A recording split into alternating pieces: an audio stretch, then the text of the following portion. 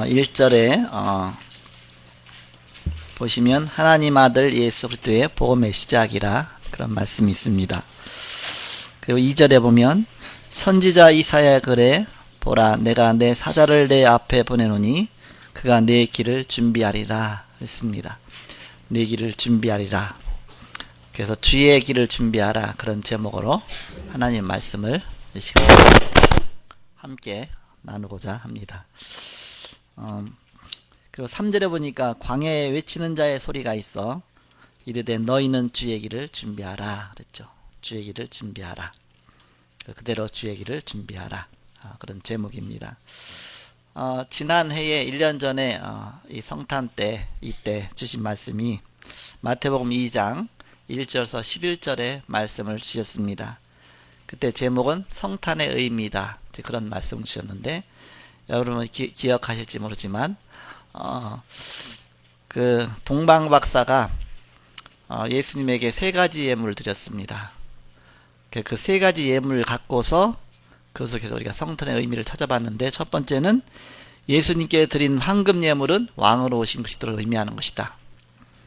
그리고 예수님에게 드린 유향의 제물은 제사장들이 쓰는 향품이죠. 그 유향이 그래서 제사장으로 오신 그리스도를 말하는 것이다. 그리고 몰약은 이게 시체에 바르는 약이잖아요. 예수님의 십자가를 통해서 죽음을 통해서 하나님만한 길을 여신 그런 선지자를 의미하는 것이다. 그래서 예수님은 참 왕으로 참 제사장으로 참 선지자로 오신 그리스도시여 우리의 인생의 모든 문제 해결자다. 그런 말씀을 당해 주셨습니다. 오늘 주의 길을 준비하라 그런 말씀인데 우리가 어떻게 하면 주의 길을 준비하겠느냐. 먼저 주의 길을 준비한 사람들이 있는데 구약의 사람들입니다. 구약 성경의 내용은 오실 메시아입니다. 그래서 메시아 그리스도께서 이 땅에 오실 것이다. 우리의 구원자가 오실 것이다. 그분을 기다리고 준비하고 그런 내용이 구약의 내용입니다. 그래서 구약의 언약의 사람들이 다 그랬고 오늘 또 여기 나오는데 이사야 선지자의 글에도 나왔죠. 그러니까 선지자들이 그랬고 모든 사람들이 바로 메시아 오시는 것을 준비하는 그런 사람들이었습니다. 그래서 여기에서 최고의 축복받은 사람들이 누구냐면 바로 7명의 렘넌트들입니다. 7명의 렘넌트들은 주의 오실 길을 예비한 그런 사람들이다. 그러면서 그 3절까지 읽었는데 4절에 보면 금방 세례 요한이 나오잖아요. 세례 요한이 주의 길을 예비한 자다 이렇게 나오죠. 왜 세례 요한이 바로 이런 귀중한 축복받느냐. 주의 길을 예비했기 때문에. 그래서 여자가 낳은 인물 중에서 세례 요한보다 더 큰 인물이 없다. 예수님이 그렇게 말씀하셨어요. 세례 요한이 더 그렇게 큽니까? 바로 주의 길을 예비했기 때문에 그렇죠. 마태복음 11장 11절에 보면 그런 말씀이 있습니다. 여자가 낳은 인물 중에 즉 사람 중에 바로 그 사람으로 태어난 사람 중에서 그 세례 요한보다 더 큰 인물이 없었다. 왜냐? 예수님 오시기 바로 전에 준비했기 때문에 예수님을 직접 또 눈으로 봤기 때문에 최고의 그런 선지자다. 그런 뜻이죠. 그래서 우리는 주의 길을 준비하는 그런 축복된 삶을 살아야 되겠습니다. 그러면 우리는 어떻게 이 주의 길을 준비하겠느냐? 마태복음 24장 14절에 보니까 이 천국복음이 땅끝까지 이르러 증거된 후에 그제 끝이 오리라 그랬죠. 그 예수님의 부활 메시지가 다 마찬가지죠. 예수님의 승천 메시지가 마찬가지죠. 그리고 예수님이 부활하셔서 천국 보좌에 계시면서 지금 하시는 일이 똑같습니다. 7뼈를 붙잡고 1급 금초 때 다니신 이가 갈았을 때 그랬죠. 지금도 이 일을 하고 계시다. 어떤 일을 하고 계시냐? 한 명의 한 명의 영혼들이 구원받기를 원하시고 주님 앞에 돌아오기를 원하시는 것입니다. 그래서 바로 하나님 나라가 이 땅에 임하기를 바로 하나님이 원하시는 것이죠. 자, 어저께는 그 성탄 캠프를 했잖아요. 그동안 우리가 성탄 캠프에서 전도하기 위해서 하는 거 아닙니까? 그런데 이제 어제 이제 제가 무슨 말씀을 드리냐면 성탄 캠프 확장 캠프다 그랬습니다. 성탄 캠프 확장 캠프로 이제는 우리가 이 세상 모든 청소년들이 렘넌트들이 다 문화 중심으로 흘러가잖아요. 또 점점점 우리나라가 문화와 복지 시대로 가고 있습니다. 그래서 이제는 우리가 문화와 복지 중심으로 해서 전대 문을 열어나가야 된다. 그래서 성탄 캠프인데 확장 캠프다라는 이름을 붙였습니다. 그래서 문화와 복지와 모든 것을 통해서 이제 우리가 전대 문을 열어나가야 되기 때문에 그런 중에 한 가지 말씀드린 것이 우리가 이제 장학선교를 해야 되겠다. 장학선교 하면서 이 어려운 사람들을 도와주고 그러면서 우리는 중요한 하나님의 나라 확장하는 그런 축복을 누려야 되겠습니다. 어제 말씀드리면서 목회자들이 가장 교회 개척하고 나서 어려운 점이 뭐냐면 자녀 교육 문제거든요. 근데 하나님 우리 교회는 축복하셔서 우리 자녀들이 하나님 은혜 가운데 무사히 학교 잘 마치고 그 PK 선교에 응답을 주셨기 때문에 그렇죠. 그 PK가 무슨 뜻이냐면 패스터 키즈 목회자 자녀죠. 그래서 온 성도가 바로 한 가지 기도 제목을 붙잡고 하나가 되어서 나갈 때에 하나님 큰 응답 주셔서 여러분들의 기도로 또 헌신으로 또 우리 함께 그래서 우리 애들이 쌍둥이인데 한 명도 아니고 쌍둥이 얼마나 힘듭니까? 그런데 하나님 은혜 중에 무사히 중국에 8년 동안 유학 가서 이렇게 대학을 다 잘 졸업하고 왔죠. 칭화대, 부경대 다 졸업하고 와서 지금은 이제 이렇게 하나님이 또 다른 그 복음 위에서 좋은 길로 또 인도하고 계십니다. 그래서 주변에 미자립 교회의 그런 목회자 자녀들 어려운 교회들 돕고 또 어려운 또 우리 학생들 돕고 하는 바로 이 문화 또 복지 이런 걸 통해서 우리가 복음 전해야 된다. 그래서 여기에 시작으로 이제는 우리가 장학선교부터 시작하는 것이다. 장학선교. 그러면서 이제는 장학선교의 처음 시작으로 이제는 주변의 미자립 교회의 목회자 자녀부터 시작하는 것이다. 지금까지 했던 PK 선교도 계속하고 왜냐 이제는 부목사님 있죠. 나중에 또 이제는 부목사님뿐만 아니라 많은 목사님들 또 자녀들 교역자 자녀들 또 있을 거 아닙니까? 그러면 그 자녀들을 우리가 도와야 되니까 그래서 PK 선교는 계속하면서 그러면서 장학 선교를 하고 그러면서 장학 선교를 통해서 이제는 이런 중요한 문화 복지를 통해서 우리가 복음을 전해야 된다. 그런 말씀을 주셨습니다. 바로 주의 길을 예비하라 그랬습니다. 어떻게 주의 길을 예비하겠느냐? 그것이 바로 복음 전하는 것 아닙니까? 예수님 부활하신 주님이 너희는 모든 족속에게 복음 전하라. 그리고 땅까지 이르러 이 복음 전하라. 만민에게 복음 전하라. 주님 말씀하셨습니다. 이 축복 누리는 것이죠. 복음이 무엇입니까? 복음은 글자 그대로 복복자 소리음자 그래서 복된 소식이라 그런 뜻입니다. 최고의 복된 소식이 뭐겠습니까? 가장 문제가 뭔지 알아야 되겠죠. 최고 문제 가운데서 못 빠져나오는데 거기서 빠져나올 수 있는 길을 제시하는 것이 그게 참된 복음의 소식입니다. 그래서 좋은 소식이다 그러죠. 그래서 영어로 말하면 가스펠 또 굿뉴스 그러죠. 최고의 좋은 소식이 뭐겠느냐? 우리 인간은 태어날 때부터 창세기 3장에서 태어났습니다. 창세기 3장이 뭐냐? 창세기 3장에 보면 인간이 태어나자마자 하나님 만드시자마자 하나님 축복 주셨죠. 에덴 동산에서 최고의 축복 누리도록 창조하셨습니다. 그런데 바로 문제가 생겼죠. 어떤 문제가 생겼습니까? 뱀이 사단이 뱀으로 나타나고서 인간을 꿰었죠. 꿰어서 하나님 믿지 못하도록 만들었습니다. 하나님 불신앙하도록 만들었죠. 마귀가 하는 일은 어떤 일이냐? 예수 믿지 못하게 하는 겁니다. 어떻게든 예수 믿지 못하게 하는 거. 그게 바로 마귀가 하는 일이죠. 그래갖고서 바로 인간으로 하여금 자꾸 저주 속으로 빠지도록 자꾸 실패 속으로 빠지도록 지옥의 권세로 빠지도록 끌고 가는 것이 바로 마귀의 하는 일입니다. 그렇다면 여기에 우리는 바로 전략을 써야 된다. 어떻게 하면 이 마귀 손에서 빠진 그 사람들을 우리가 건져내겠느냐? 그래서 바로 우리가 본 것이 불신자 6가지 상태 아닙니까? 불신자 6가지 상태는 마귀에게 바로 붙잡힌 자가 빠진 자가 어떻게 죄송합니다. 어떻게 고통받고 있느냐 그것을 보는 것이죠.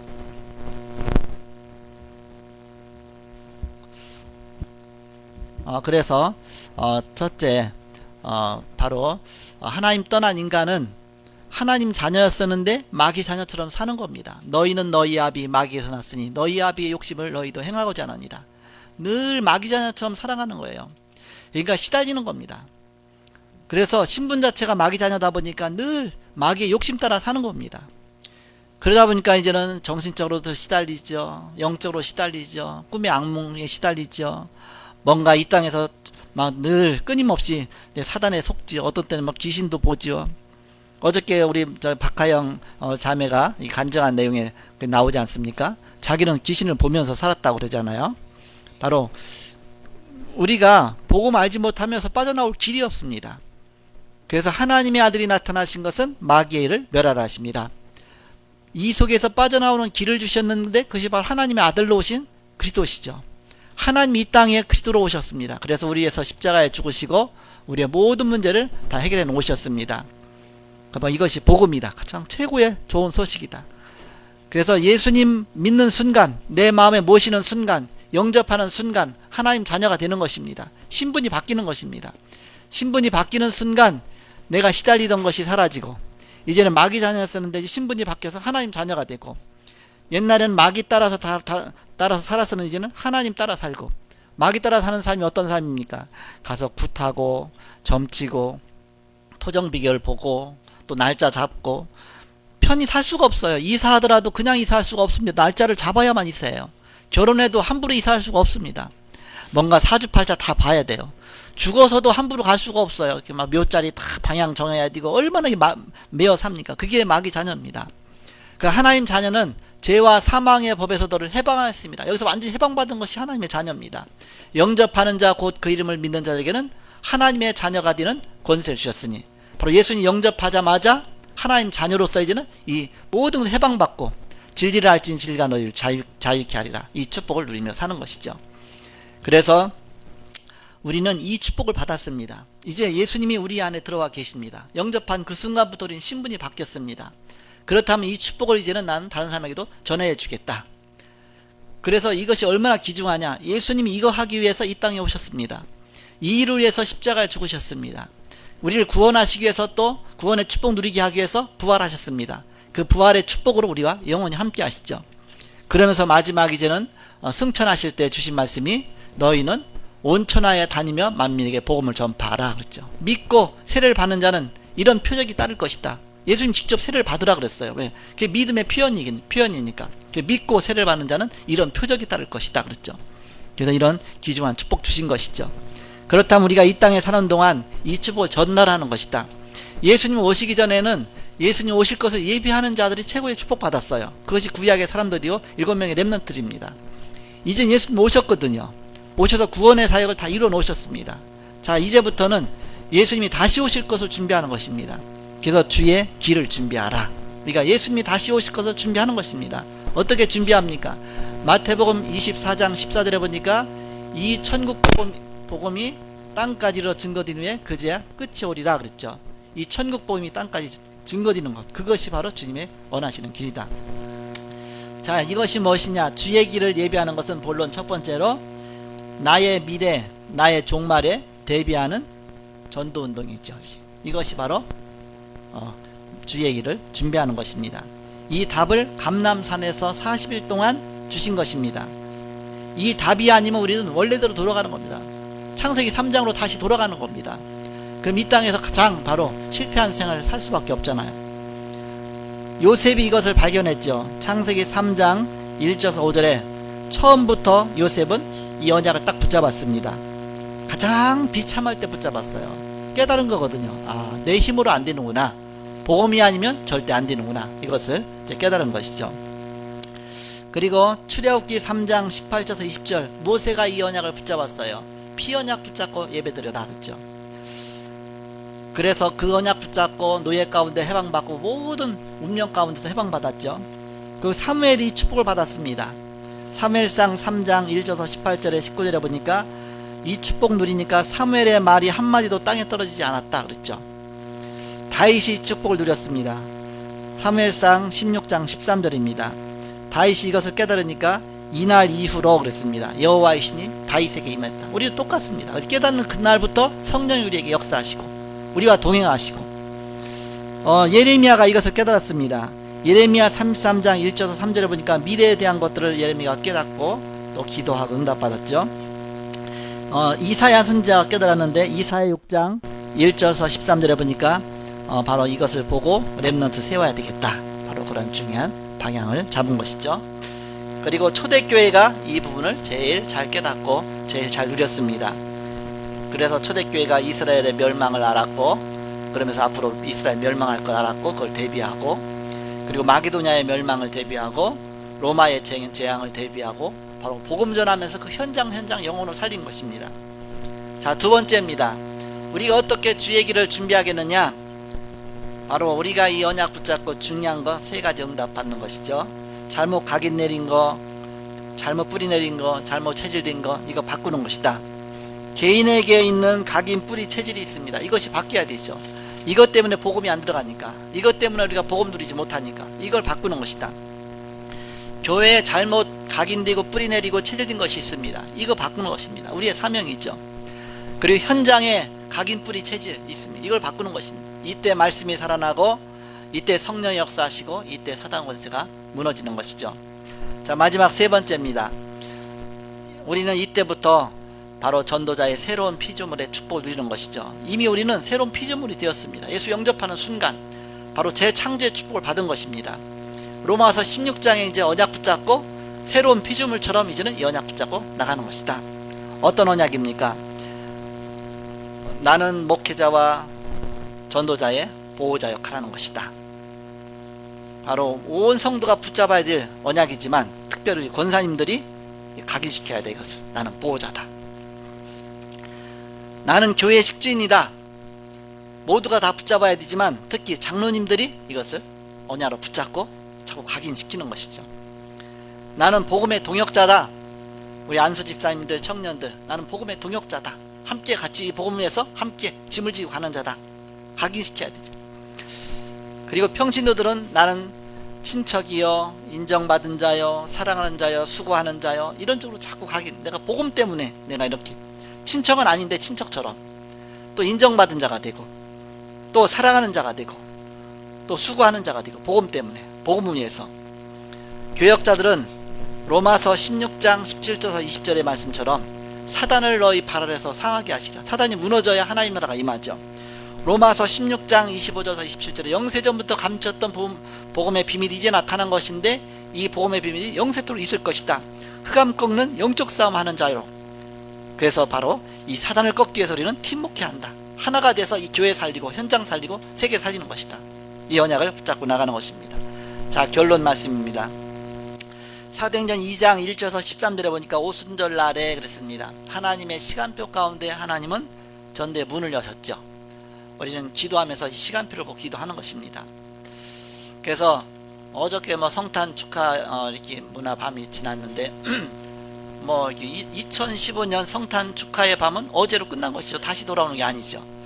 그게 바로 날입니다. 날. 하나님이 날 속에 예비된 것을 축복 누리는 것이다. 어저께 말씀드리면서 또 장소 속에 예비된 것을 누려라 그랬죠. 그래서 우리는 바로 그날 그곳, 그랬죠. 그날 그곳, 하나님의 시간표 속에, 하나님의 시간표 거기에 장소에 또 그 일이 있다. 하나님이 하시고자 하시는 그 일이 있다. 바로 우리는 그 축복을 누리는 것입니다. 사도행전 11장 19절 30절에 환란이 왔습니다. 핍박이 왔습니다. 안디옥 교회가 그런데 오히려 전도의 문이 열려졌죠. 그래서 안디옥 교회가 세워지고 그러면서 선교사가 파송되어지는, 환란이 오히려 전도의 운동으로 확산되는 그런 축복이 임했습니다. 로마서 16장 25절에서 27절에 영세전에 감췄던 비밀이 이제 나타난 것이다. 그리고 영원토록 있을 것이다. 내가 이 지금 나타난 이 복음의 축복 누리는 것이죠. 그래서 로마 복음화의 문이 열렸는데 우리는 이 복음의 비밀을 이제 새롭게 복음으로 각인시키고 힘을 얻고 답을 얻고 사문을 누리고, 그래서 이 복음의 비밀을 누리면서 우리는 주님의 날을 준비하는 것이죠. 주님의 길을 준비하는 것이다. 이런 귀중한 축복의 사람들이 되길, 특히 성탄 통해서 또 이제 연말 연시를 통해서 이런 주님의 주님의 길을 준비하는 여러분 되시기를 그리스도의 이름으로 축복합니다. 기도하겠습니다. 하나님 감사합니다. 우리는 연약하지만 하나님 지금도 부활의 능력으로 성령으로 역사하시며 우리와 동행하시는 주님 감사합니다. 성령께서 인도하여 주시어서 많은 사람들이 작은 헌신과 또 하나님의 그 축복과 은혜 속에서 전도자의 축복 누리게 하셔서 그로 말미암아 우리가 복음받았고 또 우리의 작은 헌신으로 많은 영혼들이 살아나는 그런 하나님의 최고의 축복 누린 삶 되게 하여 주옵소서. 구약의 사람들처럼 7명의 렘넌트들처럼 이 시대에 우리가 주님의 길을 준비하는 바로 주님이 오실 것을 준비하는 그런 전도자의 축복 누리게 하여 주옵소서. 오늘도 함께 하신 주님께 감사하며 예수님의 이름으로 기도하옵나이다.